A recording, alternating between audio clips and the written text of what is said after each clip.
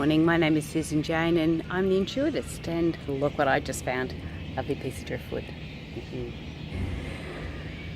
Now the tide's high and I love coming in under the canopy here where I can just hold onto a tree and just talk to you about something that's a little bit closer to my heart, or closer to me. I've talked about near-death experiences before. I've talked to you about the differences with near-death experiences and how people that believe that their physical body's dying and that's a near-death experience, when reality is near-death experiences when your spiritual body leaves the physical body. That's what a near-death experience is about. And it'll often happen when the physical body is stressed or in a state where it could be leaving. So in this log I wanted to talk to you about my near-death experience. Now it happened while I was at work. I passed out. I started feeling sick and passed out. So I don't know exactly what happened to my physical body when this happened. Although I have been told since that I was taken upstairs and laid out on a banana lounge, because that's what we had at work. They went next door to the doctor's surgery and the doctor came over and gave me an adrenaline shot and brought me back. So that's the physical aspect of it. I want to talk to you today about the spiritual aspect of it and why it was a near-death experience. Again, I wasn't aware that I was laying down, but I did know everybody was looking at me. So they were all standing around me and looking down at me. And I started to, what I thought was, stand up, but all their eyes were still looking down. They weren't following what I was doing. And I basically stood up and started moving upwards towards the ceiling. And all I could remember in that aspect was, why aren't they following me? Like, why aren't they watching me? What are they looking at? And that's all I remember in that aspect. And then I was in, I'd call it like a white fog. No, it seemed like a white fog, but the fog was becoming thicker and crystallized, and it almost went into what looked like glitter, like pieces of sequins floating in the air. And they reflected light. The colour was just amazing. You could call it like green and red, but it just wasn't green and red as we know it. It was just so translucent and so vibrant. It was really, really quite amazing and quite hard to explain, because the physical realm here just doesn't have the same aspect. When you get more heightened awareness, you start to see those colours a little bit differently, and you will actually start to see them around more. The only time I've ever seen those colours since then was when I've seen the colours of my aura. But that's another story. The colours and the feeling was just so surreal, so serene and beautiful. I often get that similar feeling while I'm paddling up the creek, which is what I love it so much. You just get that peace. Noise here is a little bit different. We didn't have that noise. There was definitely not that noise.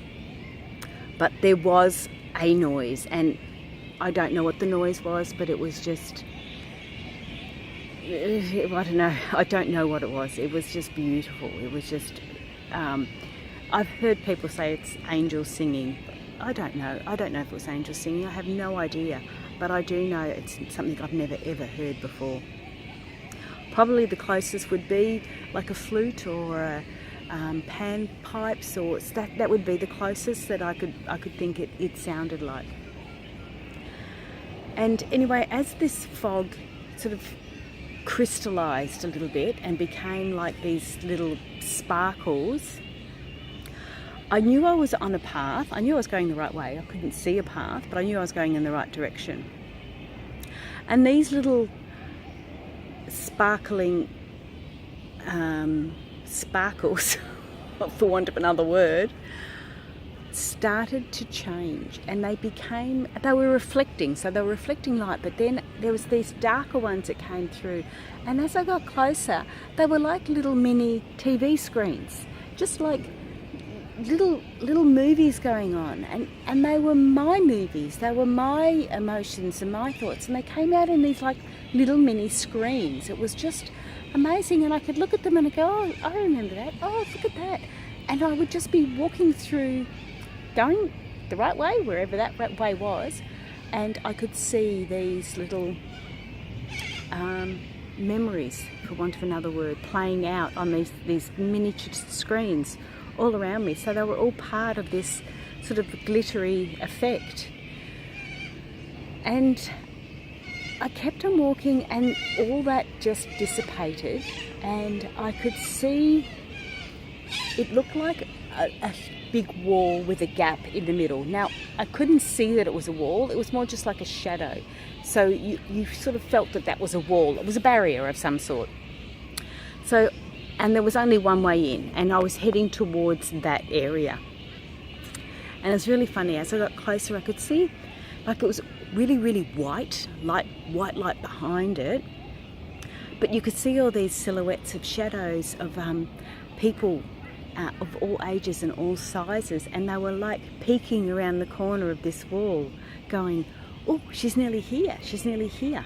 And I knew that they were friends or family, or I knew I was going home, but I didn't know who they were or what they were. I didn't see anyone in particular, I didn't know anyone in particular, but it's almost like when you get off the airport and all your family is sitting there waiting to, to greet you. You've been away for years, and all your family is standing there at the airport waiting to greet you, and that was the feeling you get, and the excitement and the just the excitement of your family, you're coming home.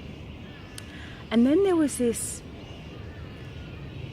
I can't call it a voice over the loudspeaker, but it was that without it being that.